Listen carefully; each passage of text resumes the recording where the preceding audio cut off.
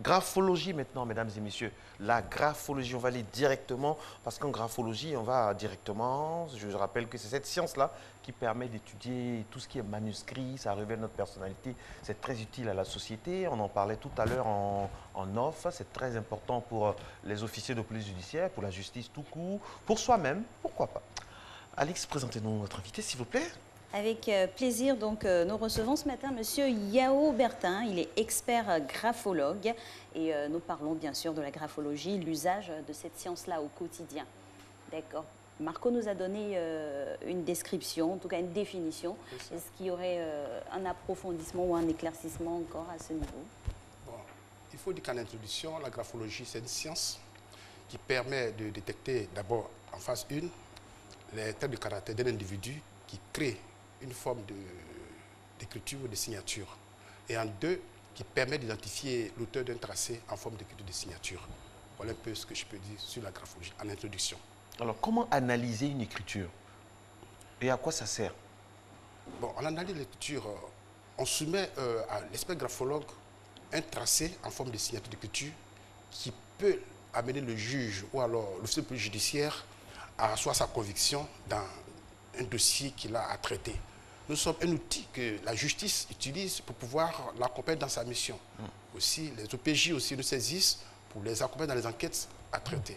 Voilà un peu comment ça se résume. D'accord. Alors, on va vraiment bien développer, spécifier les éléments que vous utilisez pour définir ou analyser les écritures des uns et des autres. C'est ça. Quels sont les éléments? Vous vous basez sur quoi? La forme? Bon, quand on nous soumet, je prends le cas d'une signature, on nous Dans le cas soumet de une faux, signature, de soupçon de faux, de usage soupçon de de faux. faux, voilà. On essaie de déterminer d'abord dans quel angle cette signature évolue, et puis l'orientation géométrique de cette signature, et puis le trait, l'évolution du trait. C'est-à-dire, comment ce trait évolue, et c'est ces 3 éléments qu'il faut ressortir maintenant l'auteur d'un tracé. Et à partir de l'auteur, maintenant, on dit que ce document-là, il est faux, ou alors, ce n'est pas un document qui est faux. Il y a les signatures, il y a les écritures, il y a les cachets, il y a même le support qui est un document, de fois même site administrative, on détermine si le document est faux et il n'est pas faux. Voilà. Alors, vous travaillez de façon très étroite avec les officiers de police judiciaire, on va dire avec la justice, mais pas que, pas que. Parfois, le commun des mortels peut vous solliciter aussi. Pourquoi, dans ce cas-là? Bon, d'abord... Une personne physique, une personne morale. Lambda, voilà. oui. Il arrive souvent que des personnes physiques nous saisissent parce qu'elles se disent qu'elles vont avoir une conviction avant de saisir soit la justice. Donc, nous saisissent pour dire, bon, j'ai un contentieux avec X, je vais m'assurer de ce que le document que j'ai, il est faux, alors je pourrais voir est-ce que je peux lâcher ou pas. Donc, de façon individuelle, on nous saisit. Il y a même des entreprises, j'allais dire, qui nous saisissent aussi en termes de consultation. Ah bon? Mais bien sûr. Quelle consultation? Justement, comment ça se passe? Consultation, bon, ils ont un cas avéré au sein d'une structure. Ces entreprises veulent savoir est-ce qu'il est nécessaire d'une poursuite ou c'est les juges, les tribunaux. Donc, on leur donne ces consultations. Il y a même la phase de la formation. Là, on reçoit à ce jour certains responsables qui nous saisissent, qui nous demandent de leur donner une formation pour pouvoir leur donner la lumière sur les pièces que ces personnes traitent dans les différents services. On reçoit même les OPJ. À ce jour, je pense que la gendarmerie nous a confié certains officiers que nous sommes en train de former pour 24 mois en termes de graphologie. Alors voilà un peu comment ça se fait. Là, c'est dans le domaine de l'enquête judiciaire et voilà, autres. parce que la gendarmerie veut asseoir en son sein des techniciens qui puissent déterminer le caractère d'un trait aussi. Voilà. À ce niveau-là, l'expertise est avérée. Donc, combien de pourcentage environ? Bon, il faut dire que quand on passe à la phase d'expertise, on a la conviction de ce qu'on va à 100%. Il faut dire que... Bon, et puis, bon... Il n'y a pas de marge d'erreur, jamais. Je ne pense pas qu'il faut déterminer des marges d'erreur. Il faut dire qu'on va dans une science, on va à la phase d'expertise et à ce niveau-là, on est convaincu de ce qu'on sort à 100%, le résultat qui puisse asseoir la conviction des magistrats ou alors d'un OPJ dans une enquête. Il y a plusieurs cas aussi d'imitation. C'est légion dans le monde. Des personnes qui imitent les signatures, qui avancent et ça et là. On n'arrive pas à les filer, bien sûr. À les filer. À les appréhender. Et quand on parle d'expertise avérée, il n'y a vraiment pas de marge d'erreur, vous êtes... Non, il faut dire que si celui qui demande l'enquête appelle un spécialiste comme nous pour l'accompagner dans sa mission, nous lui ressortons véritablement l'élément nécessaire qui puisse asseoir sa conviction pour pouvoir boucler son enquête ou alors trancher une décision, voilà, prendre une décision dans une procédure. Autant la graphologie prend en compte l'écriture, mais autant la graphologie se penche aussi sur la non-écriture, la marge qu'on laisse, il y a des non-dits, c'est vrai? Les virgules, les Oui, en fait, il faut dire que quand on vous soumet un test à analyser, il y a tout le contenu qu'il faut analyser. Tout le contour. Absolument. Il y a les tests, comment les tests évoluent, les marges qu'on laisse exprès ou volontaires, parce que des fois, les gens tentent d'induire l'enquêteur en erreur en relâchant quelques aspects de sa propre signature. Voilà, donc il y a tout ça qu'il faut prendre en compte pour pouvoir ressortir dans une enquête, dans une expertise, tous les éléments. Et de plus en plus, lors des tests, au niveau des recrutements, les signatures sont soumises à des graphologues.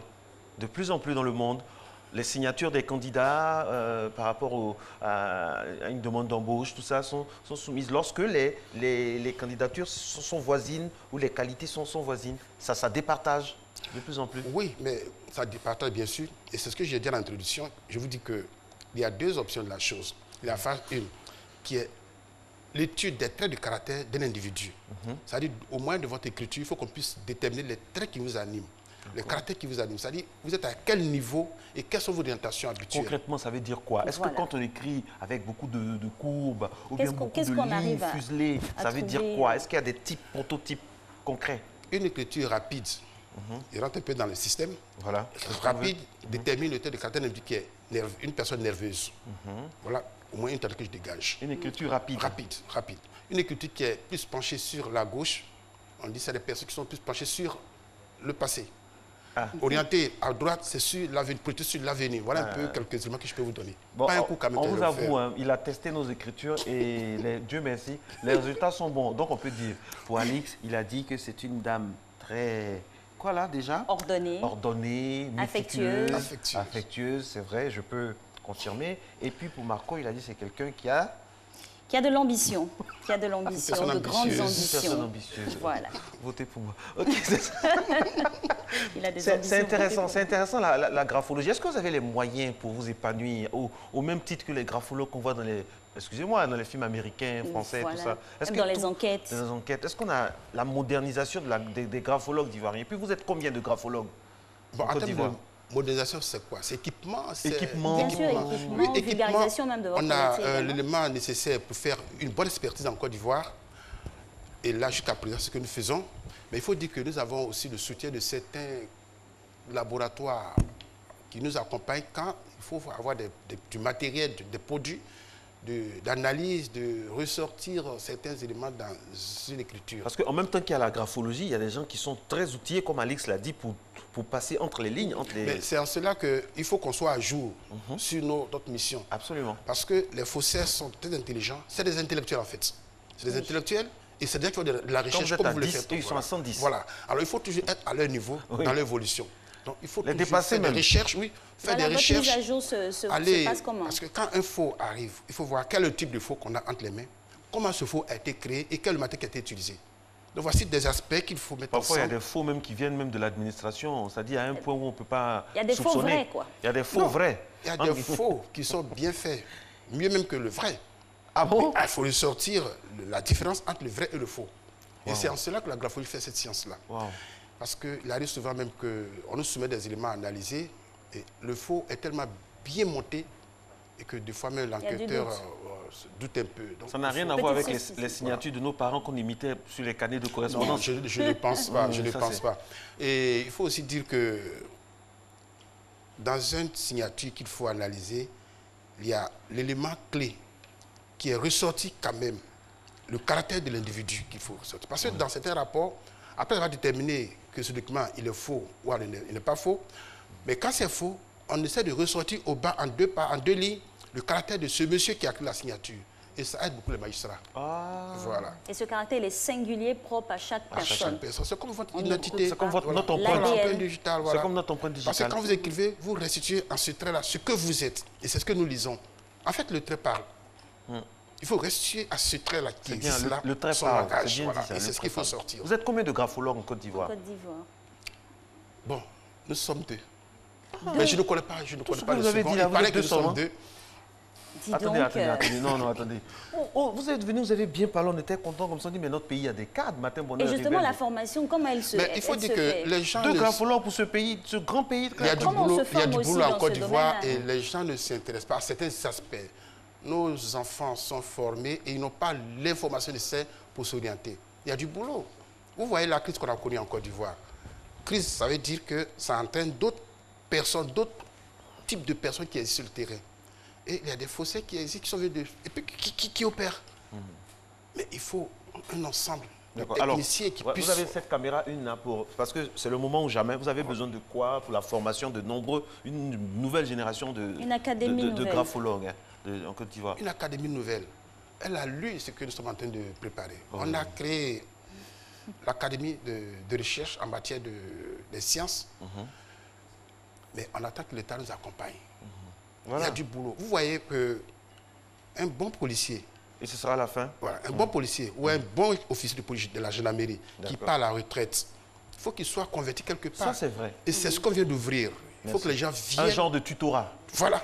Et puis, il y a du boulot. Merci beaucoup, Voilà. il y a du boulot. Et en Côte d'Ivoire, on a des cadres magnifiques, à l'instar de ce monsieur qu'on vient de recevoir, parler de graphologie. Matin Bonheur, c'est ça. Nos intervenants ont du talent. Réalisation, bien sûr, aujourd'hui, donc, Soro Félicité avec, je m'appelle Alice Kokola, en compagnie de... Marcelin Govoy. Et la